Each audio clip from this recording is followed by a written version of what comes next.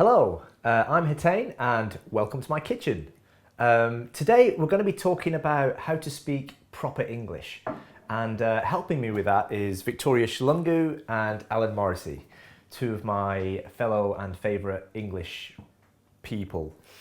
So to get started, if you were to ask my mum, she would tell you that my first language was actually the Indian language of Gujarati. But if I didn't know that, then I think I would tell you that my first language was English.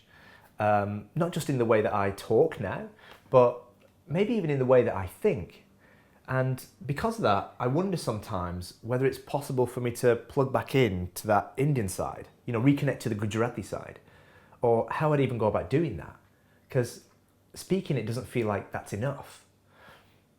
Un nano chokro હતો તો કેટલો fine Gujarati બોલતો પણ હવે મને સમજતા પડે પણ એટલા બધો બોલતા નહીં આવડે. Did you get that? Yeah, good. But for those less familiar with that language, my use of it can start to sound convincing. You convinced me. Did I? Yeah. Good. Well, it's funny you say that because I'm not sure I convince myself. I'm not sure I feel like I understand those words when I say them, or own those words when I say them even, or whether I go into imitation mode. Sometimes I feel like I'm just imitating someone who's actually Gujarati. And, if that was the case, then what would it mean for me to imitate someone from a different culture to mine? Could I get into their head, or can I understand their mindset? Yeah. Can I understand the mindset of someone part Northern Irish Protestant, part Southern Irish Catholic, just by talking like them?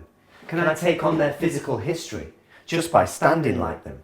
Can I feel that up until the age of 9, I grew up in my parents' pub where pulling pints and shooting pool were ingrained into my fingers and hands? Yeah. Or if I speak with another accent, can I feel like I was born in London and my parents were from the Congo, speaking Swahili, Lingala and French at home? Or just because I was really physical, active and strong, that my femininity would be called into question? Yeah. Do you know what I mean? I get told, though, that this isn't the same as me plugging into something Indian, that the Indian part should be part of my blood, that I should be able to be more connected to this than anything else. But, in some ways, how is it that I'm even Indian? How is it that I'm even Congolese? How is it that I'm even Irish? I was born and raised in England. I was born and raised in England, and I don't always feel English, whatever that means anymore. But whenever you go abroad, people can seem to tell where you're from. Something in your postures, your gestures, the way you stand, even the way you walk. Everything. They can just tell. I mean, what is it that gives us away anyway? Have a think and let us know your thoughts. Please subscribe below.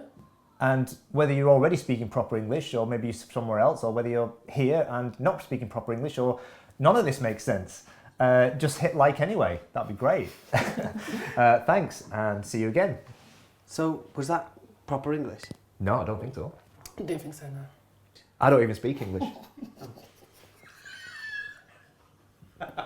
I got-